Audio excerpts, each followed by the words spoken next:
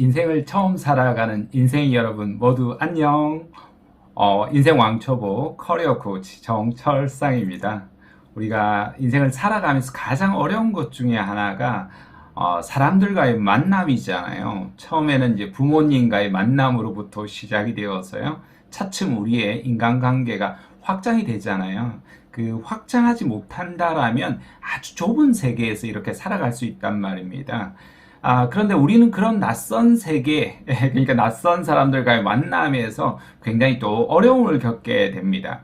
그래서 인간관계에 대한 이야기를 MBTI로 제가 한번 풀어보려고 하니까요. 여러분 끝까지 장대한 이야기가 펼쳐질 건데요. 집중해서 시청해 주시면 감사하겠습니다. 한번 들어가 볼까요? MBTI를 통한 의사소통과 대인관계의 이해입니다. 여러분, 사람과 사람이 만나면 대인관계를 하기 위해서는 소통을 해야 되지 않습니까? 언어라는 수단을 통해서 우리가 소통을 하게 되는데요.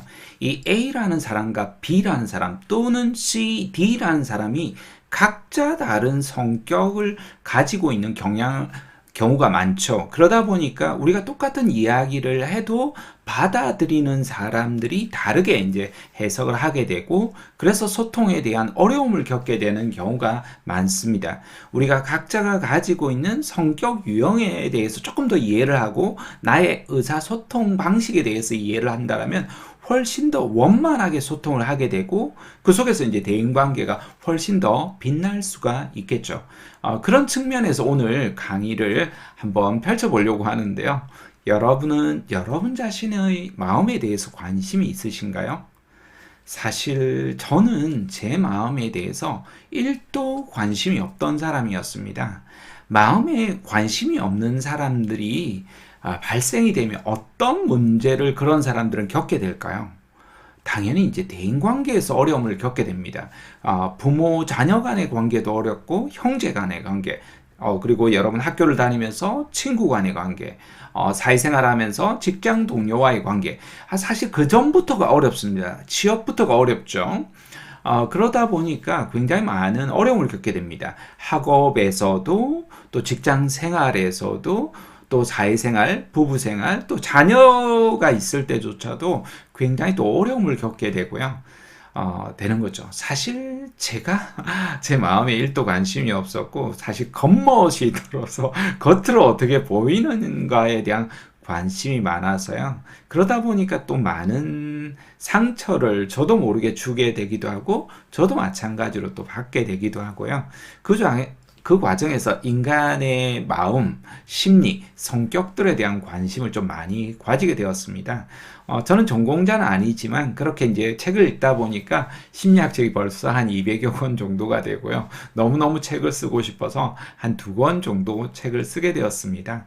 그럼에도 불구하고 제가 알고 있는 건 아직도 요만큼 정도밖에 안 되는데요. 굉장히 많은 심리 검사 도구를 다뤘는데요. 그 중에 이제 MBTI라는 도구가 좀 많이 도움이 되었어요. 제가 가지고 있는 정보들을 조금 더 꺼내 봐야겠다라는 마음이 들어서 오늘 여러분들을 찾아뵙게 되었답니다. 사실 방대한 이야기를 이렇게 펼쳐보려고 하니까요. 저도 마음이 헛웃음을 이렇게 짓는 이유는 저도 제 자신에 대해서 아직도 잘 모르고, 저도 사실 대인관계나 소통을 아주 잘하는 사람은 아니었어요. 그럼에도 불구하고 제가 이렇게 펼치려고 해보는 이유는 그만큼 제가 못했기 때문에, 그런 기울여 와서 제가 노력을 해온 덕분에 그나마 이만큼 왔기 때문에요. 여러분에게 한번 이야기를 해보려고 하고, 여러분 또 저에게 좋은 또 소통을 해 나가신다라면 다른 사람들에게 도움이 되지 않을까 싶어서 크게 5가지 파트로 오늘 말씀드려보려고 합니다. 소통과 대인관계에 대한 이야기를 통해서요. 대인관계가 좋은 사람들이 있거든요. 소통이 안 된 발생하는 문제들도 한번 우리가 들여다보면서 경각심을 좀 일깨우는 동기부여가 되는 시간이 될 겁니다. 그리고 소통을 또 잘하는 사람들이 있어요. 그 사람들은 어떤 공통점이 있는지 한번 살펴볼 겁니다. 그리고 현대 심리학의 두 거장이 있거든요. 여러분 아시는 프로이트라는 심리학자가 있고요. 프로이트를 추종했던 칼 융이라는 심리학자가 있습니다. 근데 칼 융이 프로이트와 결별을 하게 된단 말입니다. 근데 이 칼 융이라는 심리학자가 중요한 이유 중에 하나가 MBTI라는 이 도구를 만들어내는데 가장 중요한 심리 유형론을 이야기하게 되거든요. 그래서 우리가 좀 이해를 해야 될 부분이 있어서 말씀을 드릴 겁니다. 그런 다음에 MBTI를 이제 16가지 성격 유형을 구성하는 8가지 선호, 경향 또는 선호 지표라고 하는데요. 여기에 대해서 말씀을 드릴 겁니다. 외향과 내향, 이게 이제 한 세트죠.